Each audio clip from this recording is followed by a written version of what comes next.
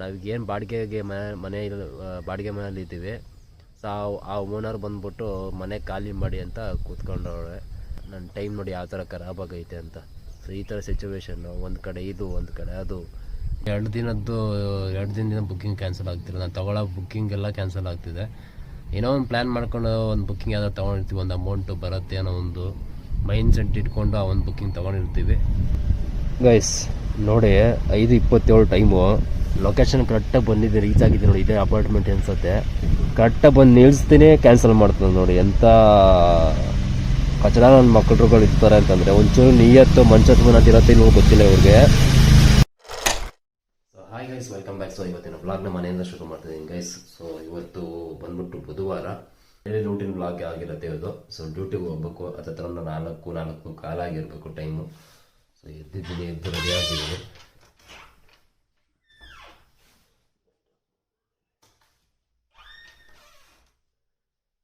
Ready ಆಗಿದ್ದೀನಿ guys. Duty ತೊಗೊಂಡಿದ್ದೀನಿ. So ನೋಡ್ಬೋದು, ಹತ್ರ ನಮ್ಮ ಮನೆಯಿಂದ ಸ್ವಲ್ಪ ಲಾಂಗ್ ಇದೆ ಡಿಸ್ಟೆನ್ಸ್ ಇದು ಬುಕ್ಕಿಂಗು, ಆಯಿತಾ. ವೈಟ್ ಫೀಲ್ಡ್ ತನಕ ಹೋಗ್ಬೇಕು. 12 hours ಬುಕ್ಕಿಂಗ್ ತೊಗೊಂಡಿದ್ದೀನಿ. ಟೈಮ್ ಬಂದ್ಬಿಟ್ಟು ಇವಾಗ 4:20, ಆಯಿತಾ, 4ನೇ ತಾರೀಕು. ಹೋಗುವ ಸ್ವಲ್ಪ ಎದ್ದು ಸ್ವಲ್ಪ ಟೀಗೆ ಏನಾದ್ರು ಮಾಡಿಸ್ಬೇಕು, ಕುಟ್ಕೊಂಡು ಹೊರಡೋಣ ಗೈಸ್. ಬನ್ನಿ. ಹತ್ರ 33-34 ಕಿಲೋಮೀಟ್ರ್ ಇದೆ ಏನು ಡ್ಯೂಟಿ ಇರೋವಂಥ ಲೊಕೇಶನ್, ನಮ್ಮ ಮನೆ ಲೊಕೇಶನಿಂದ. ಟೀ ಮಾಡ್ಕೊಡ್ಬೋದು ಟೈಮ್ ಬೇಗ.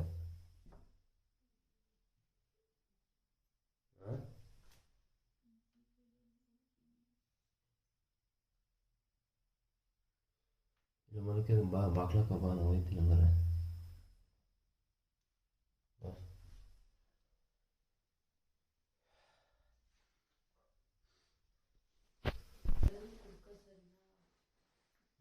ಟೀ ಕುಡ್ಕೊತೀನಿ ಬಿಡು, ನೀನು ಮಾಡ್ಕೊಂಡು ಕುಡಿ ಆಮೇಲೆ. ಸರಿ ಬಿಡು, ಬಾಕ್ಲಕ್ಕ ಗಾಡಿ ಕೀ ನೋಡಿ ಎಲ್ಲ ಐತೆ.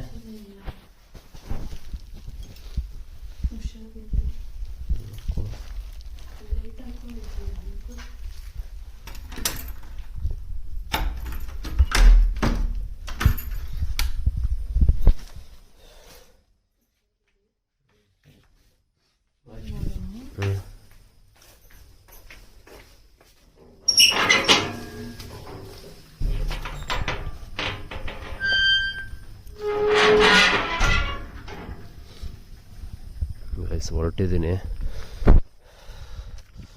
ಕಸ ಸ್ವಲ್ಪ ಐತೆ, ಕಸ ಎಲ್ಲ ಎಸ್ಬಿಟ್ಟು ಹೋಗ್ಬೇಕು. ಟೀ ಕುಡಿಲಿಲ್ಲ ಗೈಸ. ಒಳಗೆ ನಮ್ಮ ವೈಫ್ಗೆ ಹುಷಾರಿಲ್ಲ, ಟೀ ಮಾಡೋ ಪರಿಸ್ಥಿತಿ ಇಲ್ಲ ಅವಳು. ಒಳ್ಳೆ ಕುಡ್ಕೋತೀನಿ ಅಂತ ಹೊರಟೆ.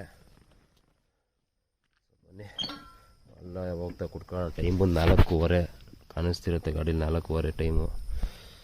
ಸ್ವಲ್ಪ ಬೇಗ ಹೋಗಿ ರೀಚ್ ಆದರೆ ಅಲ್ಲೆಲ್ಲ ಟೀ ಕುಡ್ಕೊಂಡು ಮಾಡ್ಕೊಳ್ಳೋಣ. ಹೆಲ್ಮೆಟ್ ಎತ್ಕೋಬೇಕು.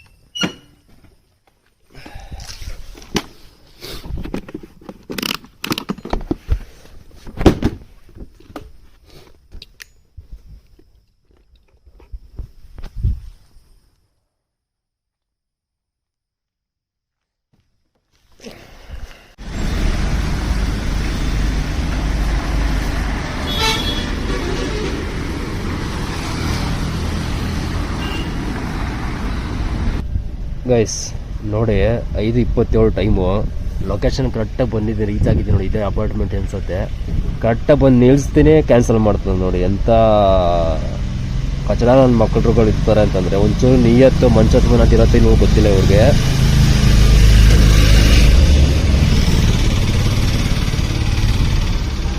ಯಾವುದೋ ಒಂದು ಬುಕ್ಕಿಂಗ್ ಕೊಡ್ತಿದ್ದಾನೆ, ಬಟ್ ನಾವು ಹೋಗೋಕ್ಕಾಗಲ್ಲ ಗೈಸ್. ನನ್ನ ಕಮಿಟ್ಮೆಂಟೇ ಬೇರೆ ಐತೆ, ಬೇರೆ ಅಮೌಂಟ್ ಇರೋದು. ಡ್ಯೂಟಿ ಆಫ್ ಮಾಡ್ಕೊಂಬಿಡ್ತೀನಿ ಒಂದು ನಿಮಿಷ. ಆ ಥರ ಬಿಡೋದಲ್ಲ ನಾನು.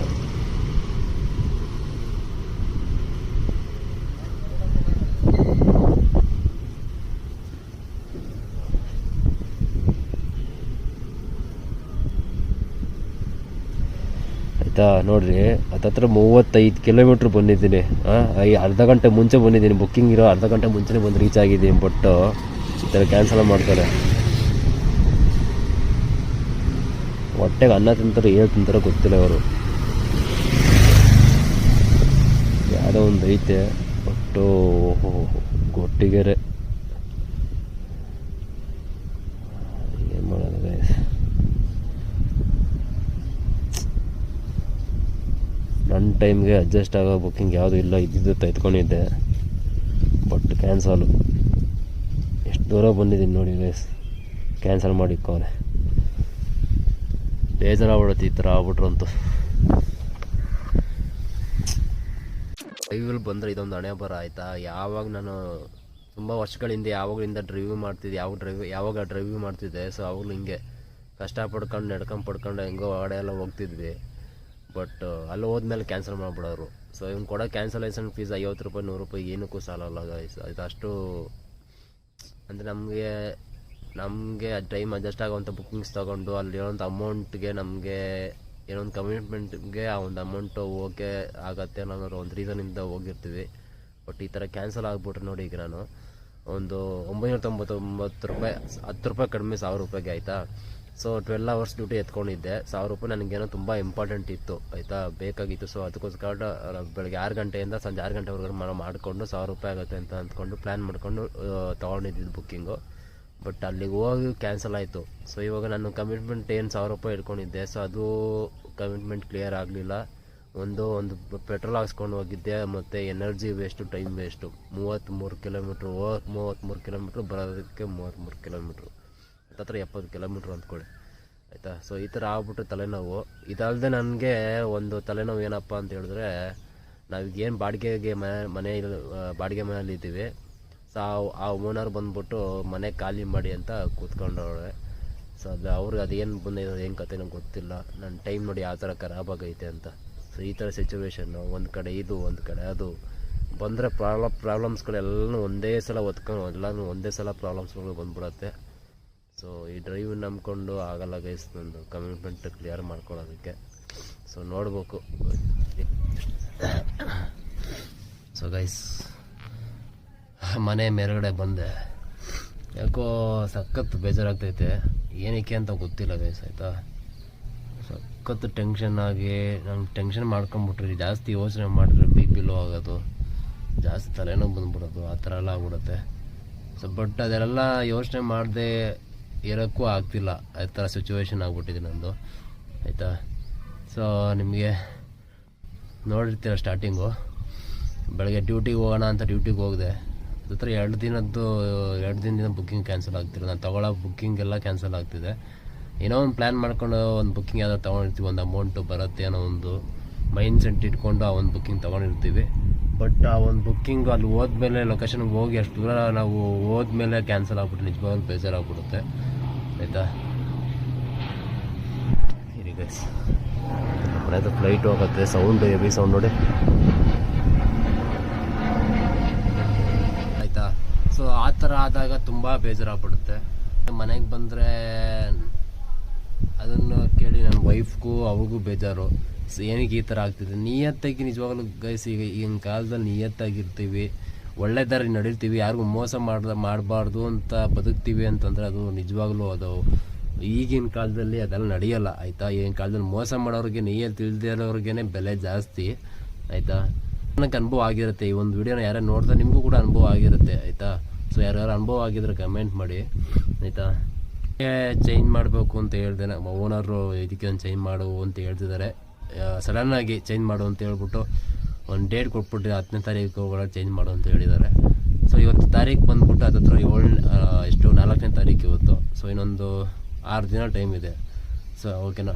ಸೊ ಏನಕ್ಕೆ ಖಾಲಿ ಮಾಡು ಅಂತ ಹೇಳ್ತಿದ್ದಾರೆ ಅಂತ ಹೇಳಿದ್ರೆ, ನಿಮಗೆ ಲಾಸ್ಟು ಒಂದು 3-4 ವೀಡಿಯೋ ಬ್ಯಾಕು ಒಂದು ನಾವು ಹುಷಾರು ತಪ್ಪಿರೋದು ನಿಮ್ಗೆ ಹೇಳಿದ್ದೆ. ಅದತ್ರ 12ರಿಂದ 13 ದಿನ ಅಡ್ಮಿಟ್ ಆಗಿದೆ ಹಾಸ್ಪಿಟಲ್ನಲ್ಲಿ ಅಂತ, ಅಂದರೆ ಟ್ರೀಟ್ಮೆಂಟ್ ತೊಗೊಳ್ತಿದ್ದೆ ಅಂತ. ಸೊ ಆವಾಗ ಲಾಸ್ಟ್ ಮಂತದ್ದು ಅದರದ್ದೊಂದು ಬಾಡಿಗೆ ಸ್ವಲ್ಪ ಪೆಂಡಿಂಗ್ ಇದೆ ಆಯಿತಾ. ಸೊ 1 ಮಂತ್ದು ಬಾಡಿಗೆ ಪೆಂಡಿಂಗ್ ಇದೆ. ಸೊ ಆ 1 ಮಂತ್ ಬಾಡಿಗೆನೇ ತಡ್ಕೊಳ್ಳೋ ಅಂಥ ಶಕ್ತಿ ಈ ಜನಗಳಿಗಿಲ್ಲ ಈಗಿನ ಕಾಲದಲ್ಲಿ ಆಯಿತಾ. ಸೊ ನಾವು ಕೊಡಲ್ಲ ಅಂತ ಹೇಳಿಲ್ಲ, ಈ ಥರ ಹುಷಾರು ತಪ್ಪಿದ್ದೆ. ಸೊ ಹೋಗೋದಕ್ಕಾಗಿಲ್ಲ, ಕೊಡ್ತೀನಿ ಸ್ವಲ್ಪ ಟೈಮ್ ಕೊಡಿ ಅಂತ ಕೇಳಿದೆ. ಬಟ್ ಆ ಓನರು ಬೇಜಾನ್ ದುಡ್ಡಿದೆ ಆಯಿತಾ ಅವ್ರ ಹತ್ರ. ಸೊ ನಾವೀಗೇನು ಇಲ್ಲಿ ಕುತ್ಕೊಂಡು ಮಾತಾಡ್ತಿದ್ದೀನಿ. ಸೊ ಇದೇ ಮನೆ ಎದುರುಗಡೆ ಒಂದು ಮನೆ ತೋರಿಸ್ತೀನಿ ನಿಮಗೆ. ಸೊ ಆ ಮನೆಯೂ ಕೂಡ ಅವ್ರದ್ದೇ ಆಯಿತಾ. ಬಟ್ ಅವ್ರ ಹತ್ರ ಬೇಜಾನ್ ದುಡ್ಡಿದೆ, ದುಡ್ಡಿಗೇನು ಅವ್ರಿಗೆ ಪ್ರಾಬ್ಲಮ್ಮೇ ಇಲ್ಲ ಅವ್ರಿಗೆ ಆ್ಯಕ್ಚುಲಿ ಹೇಳ್ಬೇಕು ಅಂತಂದರೆ, ಆಯಿತಾ. 2 ಆಡಿ ಕಾರು, 1 ಬೆನ್ಸ್ ಕಾರ್ ಇದೆ ಅವ್ರ ಹತ್ರ. ಸೊ ಈ ಥರ ಇರ್ಬೇಕಾದ್ರೆ ಅವ್ರ ಹಸ್ಬೆಂಡು ಒಳ್ಳೆ ಓನರ್ ಇದ್ದಾರಲ್ಲ, ಅವ್ರ ಹಸ್ಬೆಂಡು ಏನು ತಲೆನೋ ಅರ್ಥ ಮಾಡ್ಕೊಳ್ತಾನೆ, ನಮ್ಮ ಕಷ್ಟಗಳನ್ನ ಅರ್ಥ ಮಾಡ್ಕೊಳ್ತಾನೆ, ಒಳ್ಳೆ ಮನುಷ್ಯ. ಬಟ್ ಅವ್ರ ವೈಫ್ ಹೆಂಡತಿ ಏನಿದ್ದಾಳೆ ಅವಳಿಗೆ ಇನ್ಚಾರ್ಜ್ ಕೊಟ್ಟಿರೋದ್ರಿಂದ ಅವ್ರ ಹೆಂಡತಿ ದುಡ್ಡು ಅಂದರೆ ಪ್ರಾಣ ಬಿಡ್ತಾಳೆ, ಆಯಿತಾ. ಸೊ ಅದು ಆ ಒಂದು ರೀಸನಿಂದ ಖಾಲಿ ಮಾಡಿ ಅಂತ ಕೂತ್ಕೊಂಡಿದ್ದಾರೆ. ಸೊ ನನಗೂ ಕೂಡ ಅವ್ರ ಕೈಲಿ ಹೇಳ್ಸ್ಕೊಂಡು ಕೂಡ ನಾನು ಈ ಒಂದು ಜಾಗದಲ್ಲಿ ಇರಬೇಕು ಅನ್ನೋದು ನನಗೂ ಬೇಕಾಗಿಲ್ಲ, ನನಗೂ ಇಷ್ಟ ಆಗಲ್ಲ ಅದು. ಸೊ ಅದಕ್ಕೋಸ್ಕರ ಡಿಸೈಡ್ ಮಾಡಿದ್ದೀನಿ ಖಾಲಿ ಮಾಡಬೇಕು ಅಂತ. ಬಟ್ ಕೈಯಲ್ಲಿ ದುಡ್ಡಿಲ್ಲ, ಮತ್ತು ನಿಮಗೆ ಗೊತ್ತಿರುತ್ತೆ ಗಾಡಿದು ಯಾವ ಥರ ಪರಿಸ್ಥಿತಿ ಇದೆ. ಸೊ ಗಾಡಿ ಕೈಯಲ್ಲಿಲ್ಲ. ಸೊ ನೋಡಬೇಕು, ಈ ಒಂದು ಟೆನ್ಷನಲ್ಲಿ. ಸೊ ನನ್ನ ದೊಡ್ಡ ಮಗನ್ನ ಸ್ಕೂಲಿಗೆ ಬೇರೆ ಸೇರಿಸ್ಬೇಕು. ಅದತ್ರ ಅವನಿಗೆ ಸ್ಕೂಲ್ ಅಂದರೆ ಮಾಮೂಲಿ ಬೇಬಿ ಸಿಟ್ಟಿಂಗ್ ಆ ಥರದ್ದು ಸೇರಿಸ್ಬೇಕು. ಅದತ್ರ 3 ವರ್ಷ ಆಯಿತು ಮನೇಲಿದ್ದ. ಸೊ ಸೇರ್ಸಲ್ವ ಅಂತ ಅಂದ್ಕೊಂಡಿದ್ದೆ. ಬಟ್ ಈ ಒಂದು ಪ್ರಾಬ್ಲಮ್ಸ್ಗಳು ನೋಡಿದ್ರೆ ಬಂದರೆ ಪ್ರಾಬ್ಲಮ್ಸ್ಗೆಲ್ಲ ಒಟ್ಟಿಗೆ ಬರುತ್ತೆ, ಆಯಿತಾ. ಕೆಲ್ಸಕ್ಕೆ ಹೋದ ₹1 ಸಂಪಾದನೆ ಇಲ್ಲ, ಈ ಕಡೆ ಈ ಪ್ರಾಬ್ಲಮ್ಸು, ಮನೆ ಕೆಲಸನ ಅರ್ಧಕ್ಕರ್ಧ ನಿಂತೋಗಿದೆ, ಈ ಕಡೆ ಹೆಲ್ತ್ ಇಶ್ಯೂಗಳು. ಸೊ ಈ ಥರ ನಾವು ಈಗ ವೈಫ್ಗೂ ಹೆಲ್ತ್ ಇಶ್ಯೂ ಇದೆ, ಬಟ್ ಅದನ್ನು ಎಲ್ಲೂ ಹೇಳ್ಕೊಂಡಿಲ್ಲ ಅಷ್ಟೇ. ಅವ್ರಿಗೂ ತುಂಬ ಹೆಲ್ತ್ ಇಶ್ಯೂಗಳಿದೆ, ಬಟ್ ಅವ್ರಿಗೂ ತೋರ್ಸೋದಕ್ಕೂ ಆಗ್ತಿಲ್ಲ ನನಗೆ, ನನ್ನ ಕೈಲಿ ಆ ಥರ ಪರಿಸ್ಥಿತಿ. ಬಟ್ ನಮ್ಮ ಒಂದು ಕಷ್ಟ ಅರ್ಥ ಮಾಡ್ಕೊಳ್ಳೋದು ಯಾರೂ ಇಲ್ಲ, ಆಯಿತಾ. ಎಲ್ಲರೂ ಕೂಡ ಬರೀ ನಾವು ಚೆನ್ನಾಗಿದ್ದಾಗ ಮಾತ್ರ ನಮ್ಮ ಹತ್ರ ಬರ್ತಾರೆ. ನಮ್ಮ ಹತ್ರ ದುಡ್ಡು ಇದ್ದು ಎಲ್ಲ ಥರದಲ್ಲಿ ನಾವು ಚೆನ್ನಾಗಿದ್ದರೆ ನಮ್ಮ ಹತ್ರ ಎಲ್ಲರೂ ಬರ್ತಾರೆ. ನಮ್ಮ ಹತ್ರ ಏನೂ ಇಲ್ಲ ಅಂತಾರೆ, ಯಾರು ನಮ್ಮನ್ನು ಮೂಸು ಕೂಡ ನೋಡೋಲ್ಲ, ಆಯಿತಾ. ಸೊ ಈ ಒಂದು ಪರಿಸ್ಥಿತಿ. ಸೊ ನೋಡುವ ಗೈಸ್, ಕೆಲಸದಕ್ಕೆ ಬೇರೆ ಒಂದು ಗಾಡಿಗೆ ವ್ಯವಸ್ಥೆ ಮಾಡಿದ್ದೀನಿ. ಬಟ್ ನೋಡೋಣ ಇನ್ನೊಂದು ವಾರದಲ್ಲಿ ಬಂದರೆ ನಾನು ಕೂಡ ತಿರ್ಗಾ ಕ್ಯಾಬ್ಗೆ ಬರ್ಬೋದು. ಕ್ಯಾಬಿಗೆ ಬಂದರೆ ಗೈಸ್ ನಾವು ಕಷ್ಟಪಟ್ಟು ಎಷ್ಟು ದುಡಿತೀವೋ ಅಷ್ಟಾದರೂ ಒಂದಷ್ಟು ಇನ್ಕಮ್ ಆದರೂ ಸೇವಿಂಗ್ಸ್ ಅನ್ನೋದು ಆಗುತ್ತೆ, ಕಮಿಟ್ಮೆಂಟ್ ಮುಗಿಯುತ್ತೆ. ನೋಡುವ, ಗಾಡಿ ಒಂದು ಅಡ್ಜಸ್ಟ್ಮೆಂಟ್ ಆದರೆ ನಾನು ನೆಕ್ಸ್ಟ್ ವೀಕಲ್ಲಿ ತಿರ್ಗಾ ಕ್ಯಾಬ್ನ ಸ್ಟಾರ್ಟ್ ಮಾಡ್ತೀನಿ. ಕಷ್ಟ ಆದರೂ ಪರವಾಗಿಲ್ಲ, ಮಾಡಬೇಕು. ಹಗಲು ರಾತ್ರಿಯಿಂದ ದುಡ್ಕೊಂಡು ಮಾಡ್ಕೋಬೋದು ಅದರಲ್ಲಿ ಅಂತ ಅಷ್ಟೇ.